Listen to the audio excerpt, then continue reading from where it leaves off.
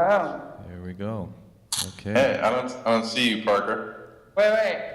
Okay. You're talking in front of the whole Here with place. Conrad Jackson. Can you hear me, Conrad? I hear you. Yeah. Cool.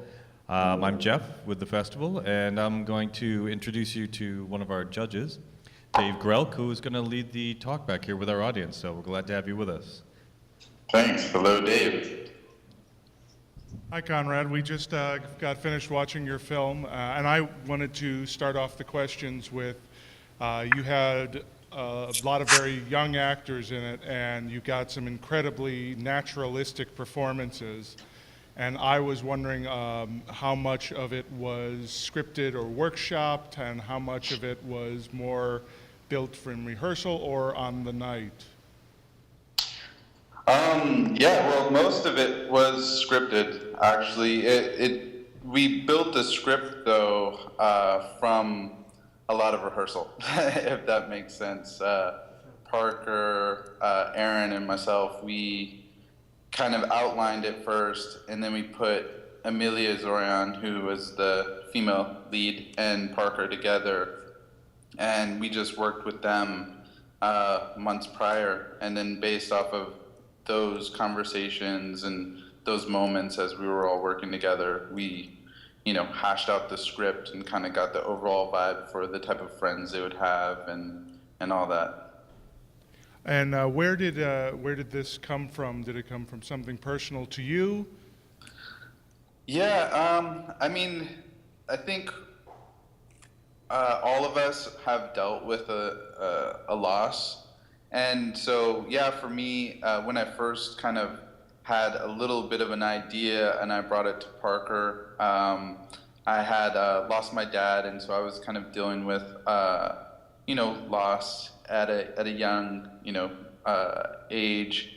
And then Parker and Aaron, they each kind of were dealing with something of their own.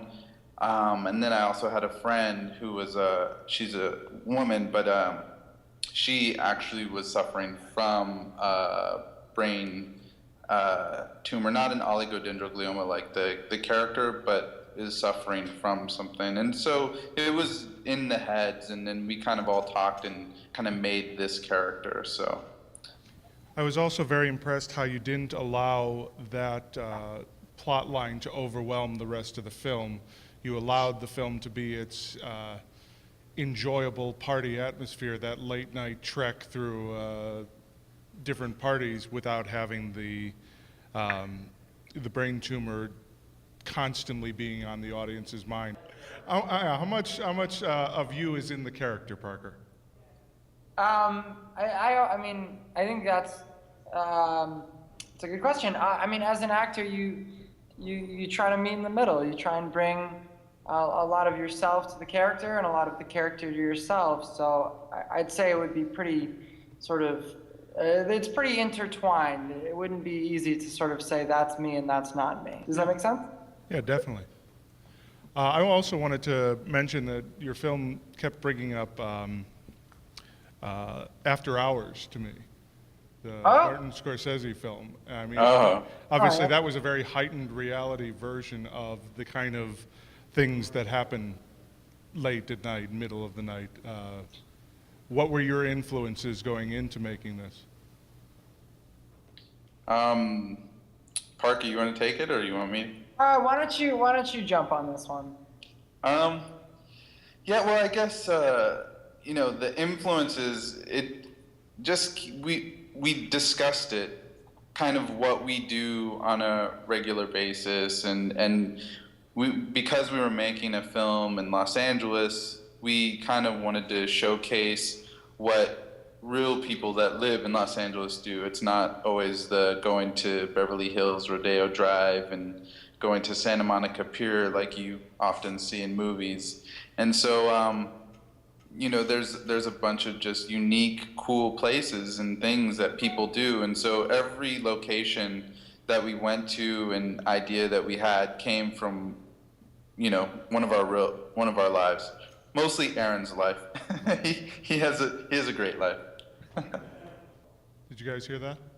Unfortunately, no. You're gonna have to repeat all that. He said what a great ensemble you have beyond the two leads, and he wondered how much rehearsal you did with the whole group, because you mentioned the workshopping and the rehearsals with the main characters. Well, first, thank you for the compliment. That's great. For the a lot of the supporting actors, it was through casting. We just Parker would sit in on the casting, and we would just work them and kind of just picked really people that we felt that's who they were. Because like when you had asked Parker if that's who he was, I think that a lot of times if you can kind of get someone who embodies that person a lot, then you know that they can continue to just be that and then play certain moments of it. And so we got a whole hipster cast, I guess, and so it came off real. You got one up here. What was the camera you used? We used the Canon 5D and 7D. It looked great. Oh, thanks. Okay, guys, do you have any last things you'd like to say?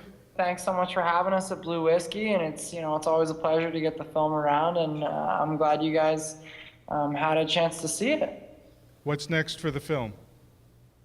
For the Falling Overnight, Yeah. you want to take this one, Conrad? Next is distribution. I mean, we still have some more festivals that we are in, and so probably the new year it's going to be figuring out the distribution, the video on demand, the DVDs, and start that phase of the process. So this is our first film, so we're kind of learning as we go. But yeah, and definitely, like Parker said, thanks to everybody that watched the movie, and I hope everybody enjoyed it. And yeah, it's just we've been getting a good response, and I'm glad that you got Blue Whiskey took it and showed it. And thank you from the Blue Whiskey Film Festival for submitting. Absolutely.